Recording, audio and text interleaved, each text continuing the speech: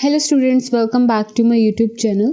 सो exercise 7.10 start कर रहे हैं फ्रॉम क्वेश्चन नंबर 1।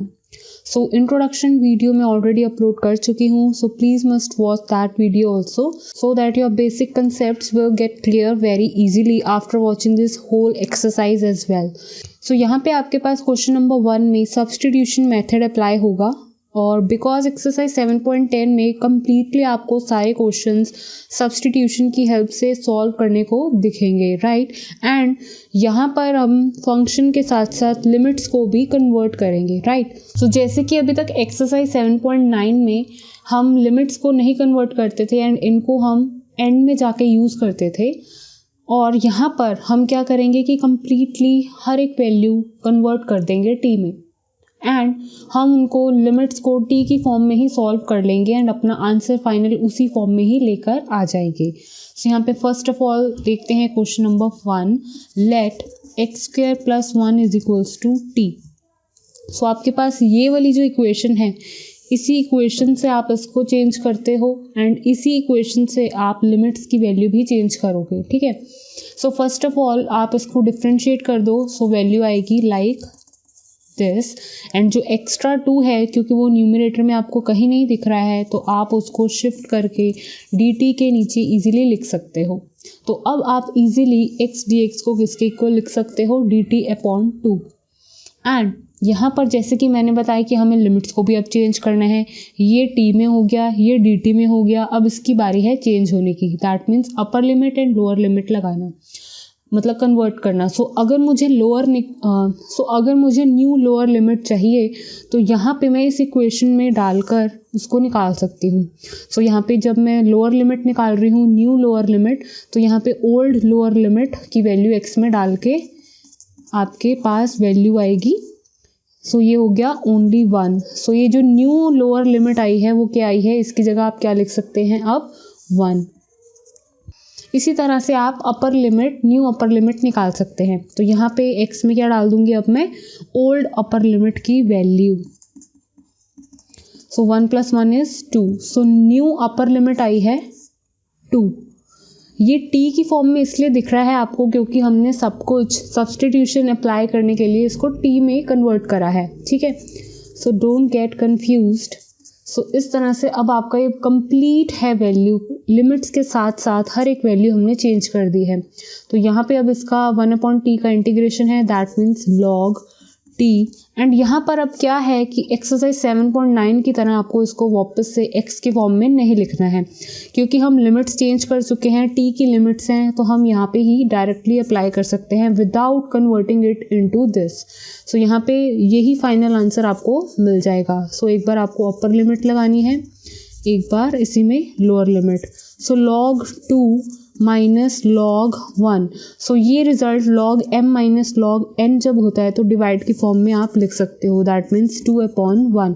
एंड यहाँ पे ये जो dt के नीचे 2 था वो मैं यहाँ पे लिखना भूल गई हूँ, सो आप भी मत भूलना। सो यहाँ पे 2 जो है 1/2 वो कांस्टेंट बाहर साथ में चल ही रहा है। सो दैट मीन्स आपका फाइनल आंसर आया है 1/2 log 2, ठीक है। So now let's see question number 2। So question number 2 में भी हम सब्सटीट्यूशन अप्लाई करने वाले हैं। सो हम देखो इसको फर्स्ट ऑफ ऑल किस तरह से लिख रही हूँ मैं, एंड फिर आप देखना कि कब मैंने जाके इसको टी में कन्वर्ट करा, ठीक है। यहाँ पर देखो कॉस की पावर क्या है, 5, ठीक है। cos 5 है, यहाँ पे एंगल ना टी की फॉर्म में है, ना एक्स की फॉर्म में है, ना थीटा की फॉर्म में है, तो मतलब एक न्यू है एंगल, दैट मीन्स 5। कोई बात नहीं, पूरा 5 में है, कोई बात नहीं। सो हम यहाँ पे इसको t की फॉर्म में कन्वर्ट कर सकते हैं, नॉट एन इशू, ठीक है। सो यहाँ पर देखो मैं कब कन्वर्ट करूँगी, लेकिन फर्स्ट ऑफ ऑल कुछ बेसिक स्टेप्स मैं यहाँ पे फॉलो कर रही हूँ कन्वर्ट करने से पहले। cos 5 है तो मैं इसको cos 4 और एक cos की वैल्यू को अलग करके लिख रही हूँ। ये भी आपको कंप्लीट पता चल जाएगा कि ये मैं अलग करके क्यों लिख रही हूँ। एंड आप इसको क्या लिख सकते हो,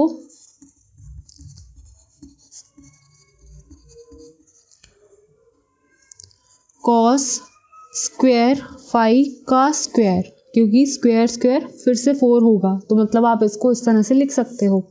and this cos 5 as it is. अब मैं कॉस स्क्वायर फाई को क्या लिखूंगी, 1 minus sine square phi, because ये सब ने फॉर्मूला पढ़ रखा है, cos square theta plus sine square theta is equals to 1। तो एंगल सेम होना चाहिए, बाकी आप इधर उधर शिफ्ट करके वैल्यूज निकाल सकते हो, राइट। सो यहाँ पर मैंने इसकी जगह क्या लिख दिया, 1 माइनस साइन स्क्वायर फाई, और इसके ऊपर स्क्वायर चल ही रहा था।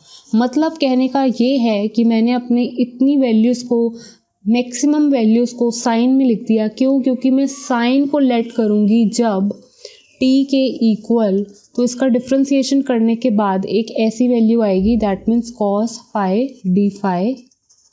सो ये वैल्यू तभी मैंने पहले ही अलग करके रख ली थी, क्योंकि मेरा मोटिव क्या था कि सारी वैल्यू साइन में लिख दूँ। क्यों? क्योंकि वो मैं टी में लेना चाहती हूँ, टी में लिख लूँगी तो सारी वैल्यूज़ मुझे टी में दिखेंगी, ठीक है। सो जितना इजी आप कर सकते हैं उतना ही बेस्ट है, राइट। अब क्या होगा कि मैंने इसको टी में लिख देना है, इसको टी में लिख देना है, इस कंप्लीट वैल्यू को डी टी के इक्वल लिख दूँगी। इसी तरह से अब हम लिमिट्स को भी चेंज कर लेते हैं। सो हमारे पास ये वैल्यू है, इसी में हम ओल्ड लिमिट्स डाल के न्यू लिमिट्स निकालते हैं, as you all know, right. अगर मुझे लोअर लिमिट निकालनी है तो साइन एंगल में अब फाई की जगह क्या डालूंगी, 0, तो साइन 0 इज 0। सो सेम रही आपकी लोअर न्यू लिमिट भी, लाइक ओल्ड वन, ठीक है। अब निकाल लेती हूँ मैं इसके अंदर पाई बाय 2 डाल के new upper limit. So sine pi by 2 is equals to T, ठीक है। सो मतलब sine pi by 2 is 1। So आपकी न्यू अपर लिमिट आई है 1। सो आपका कंप्लीट वैल्यू टी में चेंज हो चुकी है, इंक्लूडिंग लिमिट्स। सो ये टी में लिख दिया, इसमें भी आप टी में लिख सकते हो, क्योंकि साइन फाई किसके इक्वल है, टी के इक्वल। ये कंप्लीट वैल्यू डी फाई के इक्वल। तो देखा आपने अपने इस कॉम्प्लिकेटेड वैल्यूज़ को टी की फॉर्म में कितने इजीली ले आए हैं।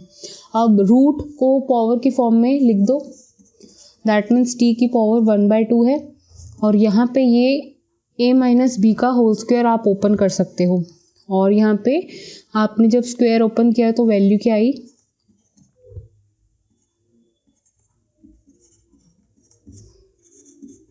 अब ये जो वैल्यू है वो इस कंप्लीट इक्वेशन के साथ मल्टीप्लाई कर दो एंड आपका जो है और इजीली सॉल्व हो जाएगा। सो मैंने जब इक्वेशन को कम्प्लीटली बाहर से मल्टीप्लाई कर दिया तो मेरे पास ये वैल्यू आई। अब आपको इसका इंटीग्रेशन करना आता है, बहुत इजी है, +1 ऐड होगा, वही वैल्यू डिनोमिनेटर में आएगी। सो यहाँ पे t 1 + 2 + 1 एंड 1 + 2 + 1 होता कितना है, 3/2।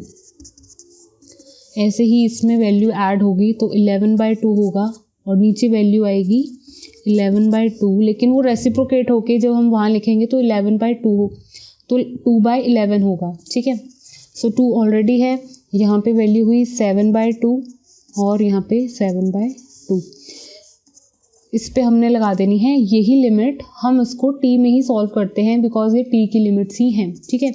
ये वैल्यू रेसिप्रोकेट होके 2/3 हो गई, ये वैल्यू 2/11 हो गई, ये वैल्यू हो गई 4/7। अब आपको इसमें क्या लगाना है, एक बार पूरी t में 1 लगाना है, माइनस दिस कंप्लीट वैल्यू में 0 लगाना है, ठीक है। So that means